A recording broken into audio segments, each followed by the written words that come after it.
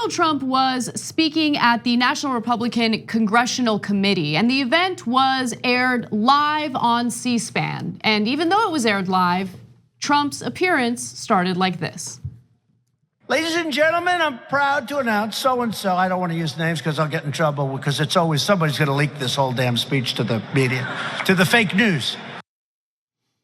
Okay, so what do you do? What do you do in a situation like that? If you're one of his assistants, are you like, Mr. President, you see that giant camera in the back there? Television camera?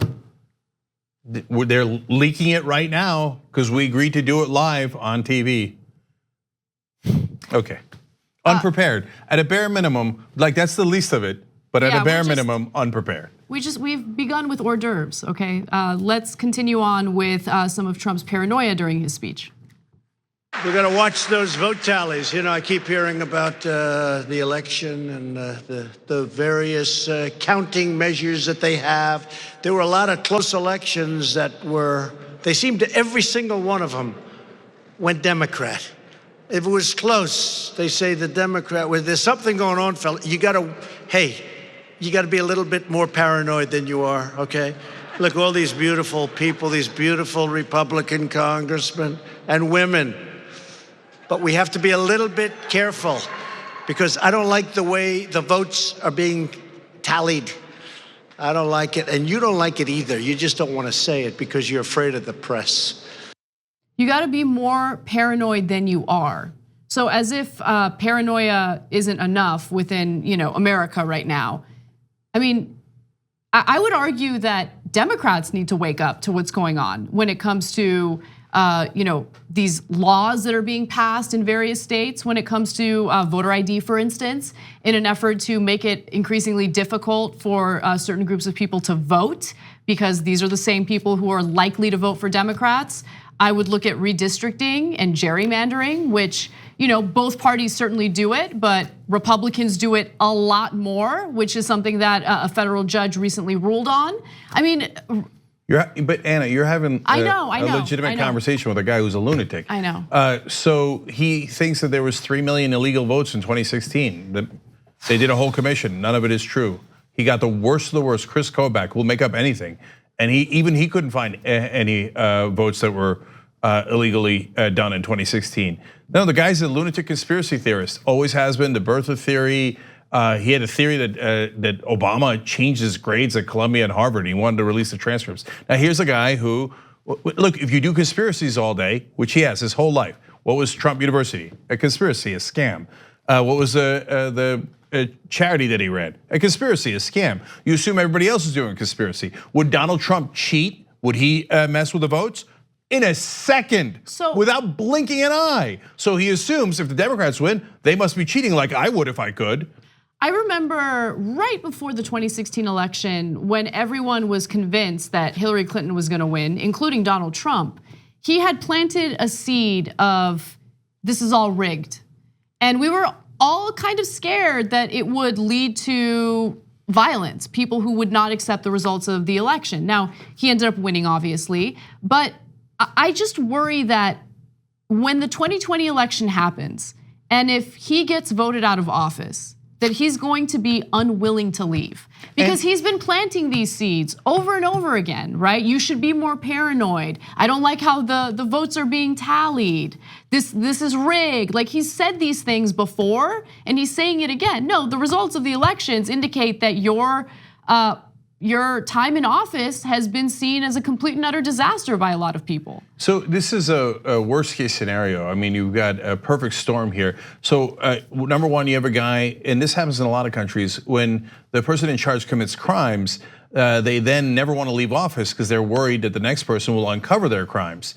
So he's dancing a jig about the Mueller report when he thought that it was in his favor. Now, Rudy Giuliani's all over TV going, no, we can't release it. We cannot release the full report, right?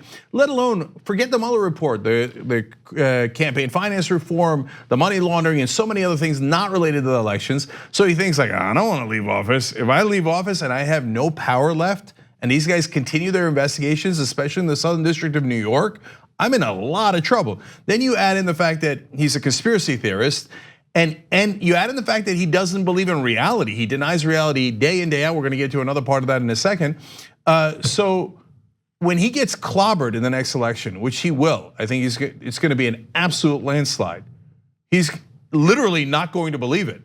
And so he's not gonna wanna concede if he's in the election, because he's gonna be like, no, that can't be true. There's no way that that's true. And then he's gonna instigate all the MAGA guys. So again, the press here, we've gotten used to it. So, oh, hey, he said oranges instead of origins. He said his dad was born in Germany when his dad is born in New York. We got one crazy one coming up for you in a second. And he believes that the Democrats cheated in 40 different elections. They picked up 40 seats. So let's just talk about the close elections. So they cheated in at least 40 different congressional districts. If any other politician said that, it would be immediately disqualifying.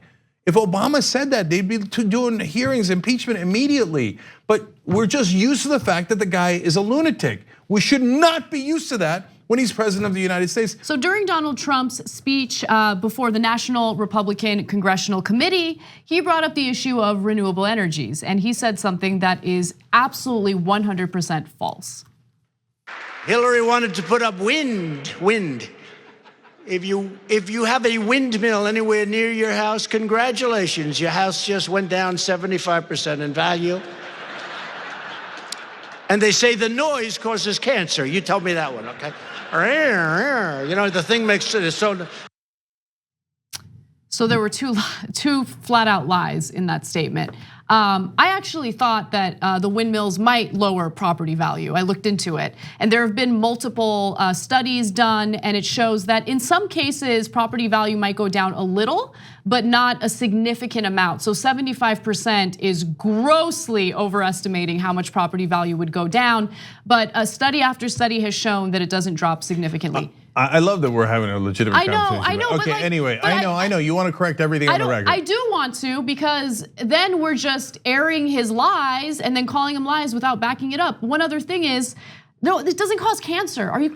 That's not one other thing. No, look, he thinks that, and he's apparently said this on multiple occasions, that the noise from wind turbines causes cancer. The guy is a lunatic. Lunatic. Wind does not cause cancer.